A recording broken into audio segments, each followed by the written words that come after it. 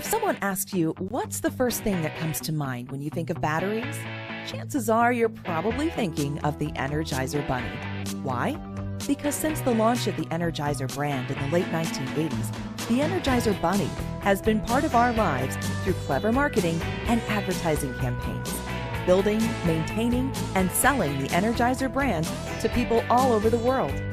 In fact, Advertising Age ranked the Energizer Bunny number 5 in its top 10 ad icons of the 20th century. Energizer realizes that success means more than just having a great product. In order to continue to grow a brand for long-term success, you need to have great marketing.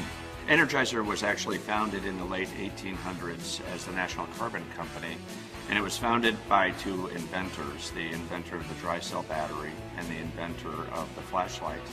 We invented the first alkaline battery and commercialized it. We invented the first lithium battery.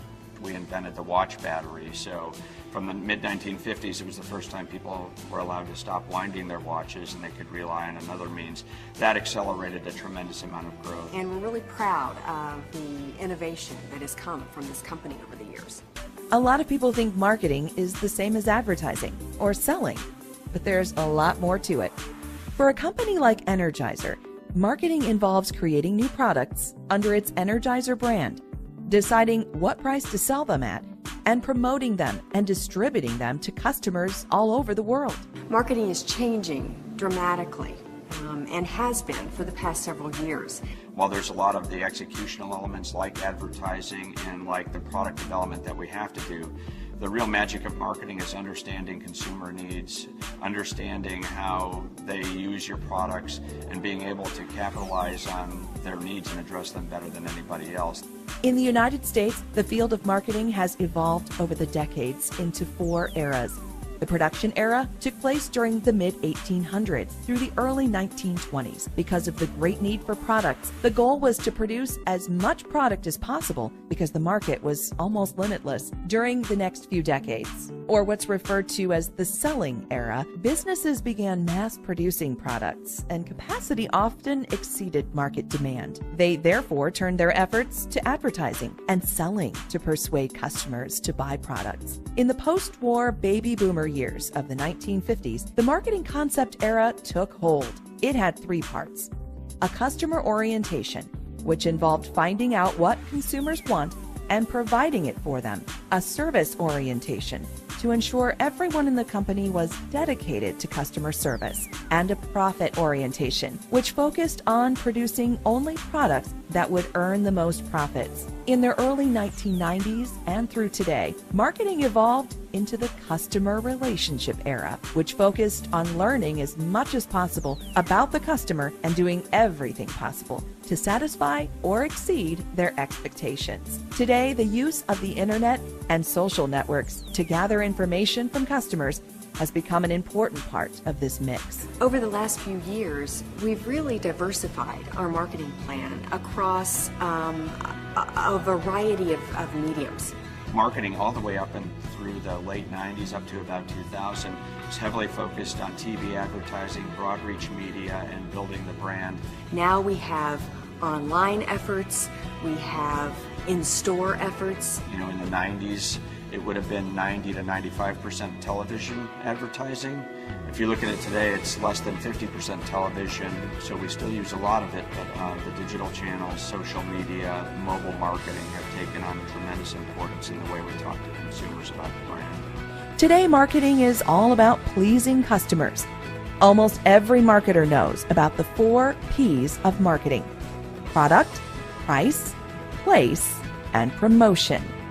The 4 P's are referred to as the marketing mix because every marketing program is a blend of these 4 factors. Marketing today is much more, I believe, about helping the buyer buy. Technology has been an enabler and has really shifted the balance of power back to the end consumer.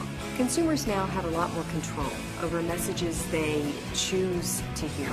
And that's a little bit different from a few years ago when retail was the primary way that consumers purchase products. Now they can do it in multitudes of ways. And they can quickly find out which brands and products best meet their needs and which ones best align with their ambitions and feel like something that they want to form a relationship with. It's important for Energizer to build relationships with consumers. It's not just about selling products, but it's about initiating a conversation with them. And through the use of the Energizer Bunny, that's how we've done that. We've built a relationship that scopes well beyond the product set that carry the brand name. And that relationship we've formed is really the basis of what makes us different from our core competitors. So it's well beyond the products, it's really the brand relationship that makes Energizer unique and different.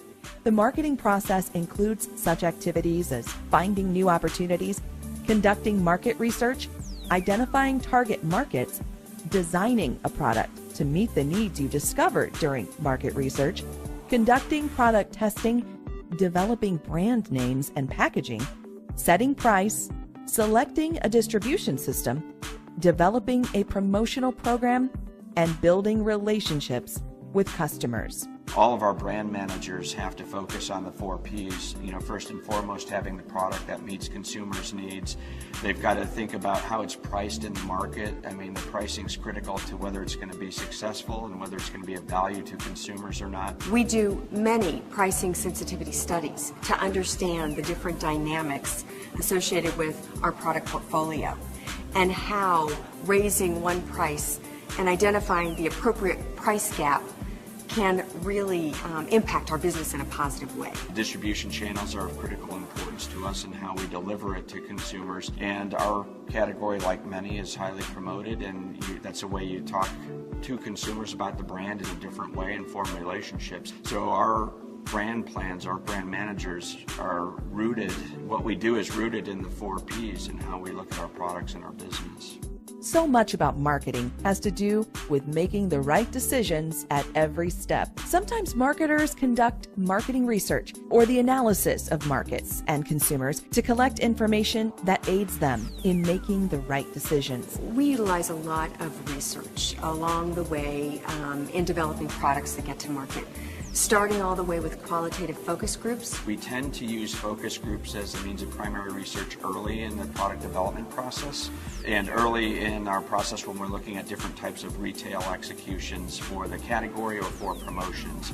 From a secondary research standpoint, we rely tremendously on syndicated data and a lot of research that we do internally, consumer usage in the house and where they bought products and how they bought them, how often they buy them, how much they buy at a time, and all of that comes through our secondary data sources. Making the right decisions isn't as easy as it sounds. In addition to the 4 Ps, there are a lot of other environmental factors that play a part in the overall marketing environment. Global, technological, socio-cultural, competitive, and economic factors also play a role in the success of a new product. We constantly look at the external environment and we focus on those factors that are going to have a big influence on our industry, our business, our brand. Technology is huge for us. Nobody buys batteries just to have batteries. They buy them to use in an electronic device, something that's important to them. So any changes in those devices and the technology in those devices is of significant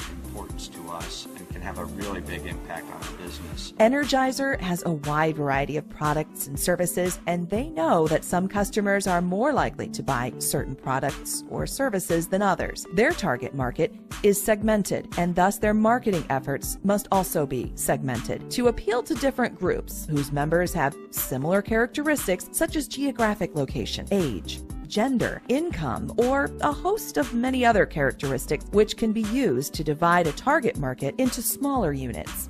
We've done a lot of work on consumer segmentation.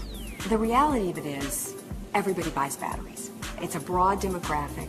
They buy it all over the world, so it's a broad geographic segmentation. What we focus on is the attitudes. So it's really attitudinal segmentation that is important to us. When we look at battery usage, consumers' attitudes toward whether they believe a device is high-tech defines a segment. So they're willing to spend more for the batteries because they believe they perform differently in the different device applications. They're more concerned about making sure that they have the right power source for the right application. So that's their attitude toward that device that really drives their behavior.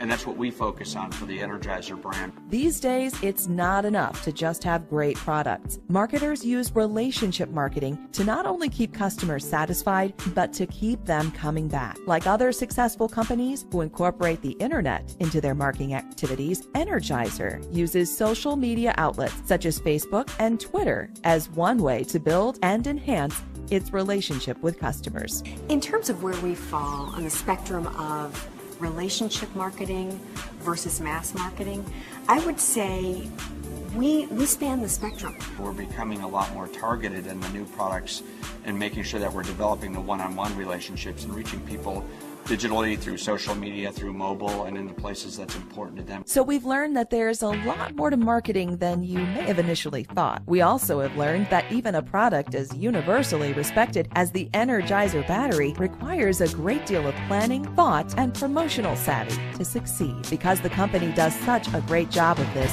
customers look to Energizer batteries and portable power solution products to help them keep going. What allows us to be successful is the strength of our brand and how consumers receive our brand, how they trust it, and the relationship that they've built with it over time.